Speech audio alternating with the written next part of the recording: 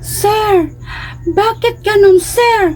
Pag ikaw ang mag-live tapos nagpapalaro, ang daming nanonood. Bakit sa akin, sir? 1 oras na akong nag-live, wala pa rin nanonood.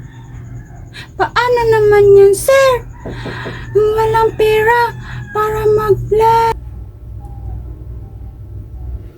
Okay lang yan, Yaya. Ang gawin mo na lang, Yaya, magpatawa na lang ka, magpatawa sa video para panoorin ka ng mga viewers mo. Galingan mo lang, Yaya, sa pagpapatawa. Yan lang ang masasabi ko sa iyo, Yaya. Ayusin mo ang mga video mo, patatawanin mo ang mga viewers mo, o kaya pasayawin mo. Kaya pakakantahin mo, Yaya. Ha, ganon lang, Yaya, ha. Sundin mo ang mga tips ni Sir para hindi ka maglalabas ng pera para magpapalaro sa live. Sayawan mo na lang sila, Yaya, sa live mo. Okay, sir. Try ko pong gawin yung sinabi niyo, sir.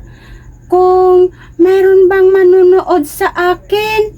Kasi, sir, kawawa naman talaga yung walang pera para manood lang sa live, para magpapalaro. Niisip ko lang ang sarili ko, sir. Kasi, sir, wala pa akong sahod, sir, eh. Pwede pa utang, sir? Naku, Yaya, yan ang wag na wag mong gagawin, ang mangungutang para lang magpapalaro sa live.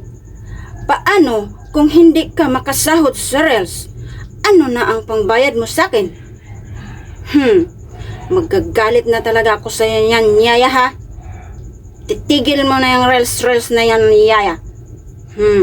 Kung ayaw mong magpakwela sa live, kung hindi mo kaya, itigil mo na yung Reels na yan.